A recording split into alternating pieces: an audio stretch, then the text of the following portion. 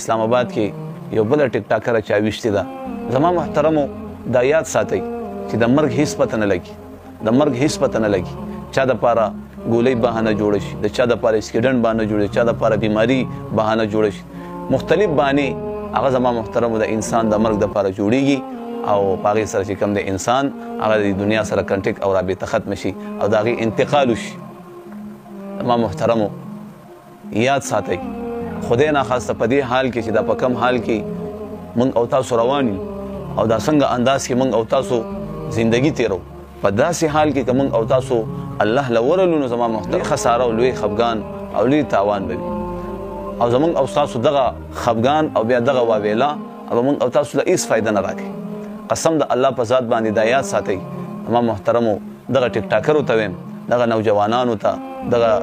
جنکو ته ویم چې دا په کومو لایو کې د کمې جنکۍ په لایوګانو کې په ټیک ټاکونو کې راځي او زما محترمو فحاش خبرې کوي او فحاش لباس یې اچولی وي قسم د الله په ذات باندې چې د قیامت په ورځ باندې د الله رسول تاسو نه خپله چهره مبارکه وانړوله نو زما محترمو زما دا مخ به تور وي ولې چې تاسو د الله د رسول امتیان ګمراه کوئ لګیئ که نه اوس به زه سوچ وکړم تاسو سوچ وکړئ موږ څومره خلک ګمراه کړي دي څومره خلک هم په لار کړي دي زه خو بیا تاسو ته وایم چې موږ او تاسو به مړه یو او د دې علماو او دا کم خلک چې کم دی اسلامي ویډیوګانې اپلوډ کوي بیانات اپلوډ کوي او شیر کوي او بیانات ګوري تلاوت اوري نعتونه اوري پیښ وي هغې خپل نفس چې کم دی په کنټرول کې کړی دی نو د دې خلکو ایډیانې به هم د دې خلکو د مرګ نه بعد به موجود وي او زموږ او ستاسو ایډیانې او بیا د دې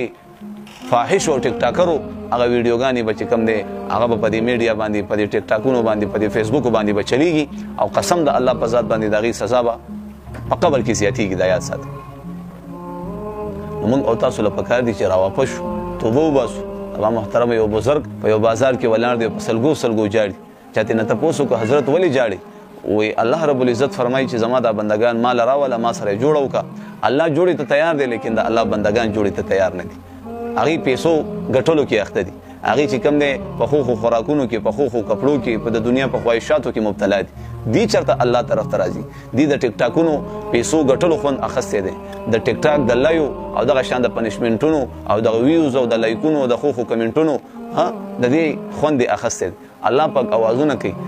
چې دا ما طرف ته راوله ما سره جوړه وکړه نو بله ورځ همدغه بزرګ زما محترمو بیا په هدیره کې ولاړ دی په سلګو سلګو جاړي چا ترې نه تپوس وکړه حضرت دا ولې و زما همغه معامله ده همغه معامله ده وای نن دا مړي الله سره صلح ته تیار دي نن الله صلح ته تیار دی زما محترمو وای سانس ہے چانس ہے هیڅ پته نه لګي څومره ساګانې زموږ او تاسو باقي دي راواپس شئ توبه وباسئ د دې پټو پټو ګناهونه ځانونه منې کوئ هغه ورځ زموږ یو مولانا صاحب فرمایل وایي د شپې ناوخته ټایم دی او د یو جنۍ کال راغی او هغه جنۍ په سلګو سلګو په کریکو کریکو جړل او سی ویلې مولانا صاحب د الله د رضا دپاره زما څخه موکه ټوله شپه زه غلطې ویډیوګانې او غلط فلمونه او ډرامې وګورم او ټوله شپه چې کوم دی په دې ضلالت کې او په دې ګمراهۍ کې زما تېره شي اوس تاسو ته اندازه کېږي چې څومره نوجوانان نارینه زنانه هغه د موبایل کې چې کوم دی څه ګوري لګیا د هغې زندګیانې کوم طرف ته روانې څومره په هلاکت کې زما محترمو د هغې زندګیانې تېرېږي لګي څومره په ګمراهۍ کې زموږ د آینده نسل به څه کېږي بعضو پکې چې کوم دی ودونه هم کړي دي او زما محترمو خپله ښځه هم ځان سره په لایوګانو کې او په ټیک ټاکونو کې مخامخ راوستي هغه غیرتونه چېرته لاړ زموږ هغه پښتو چېرته لاړ تاسو عزت دومره نه پېژنئ زنانه خو سونه ده سونه خلک پټه ساتي نن دغه خلک ځان ته چې کوم دی غیرتیان وي ځان ته چې کوم دی پښتانه وي خپلې ښځې زما محترمو لایوګانو ته او ټیک ټاکونو ته راویسي دي او پیسې پې ګټي دی به هم ځان ته غیرتیان وي دی به هم وایي مونږ پښتانه یي دی به هم وایي چې کوم دی مونږ کې غیرت دی اوس تاسو وایي زما محترمو راواپس شئ توبه وباسئ قسم د الله په ذات باندې دا دی په کراچۍ کې دا دی اووم ځل دی اتم ځل دی چې زلزله کېږي لګیا اچانک دا دنیا ورانه شو یو ګناه عمل کې او په دې حال کې درله مرګ راشي او په دې حال کې دی الله پاک پکړده کړو کي بیا به څه کوي یو غلطه ویډیو غلط فلم ګورې لګیایي او په دې حال کې الله رب العزت ستا د سترګو نه نظر واخلي الله کولی شي که نه شي کولی په سترګو دې ړوند کړي یا یو جنۍ سره یو هلک سره غلط کار کې بدفعلي کې په داسې حال کې دی چې کوم دی الله رسوا او شرمنده ټولې دنیا ته وښودلی کي بیا به څه کوې په داسې حال کې درله مرګ راشي بیا به څه کوو موږ او تاسو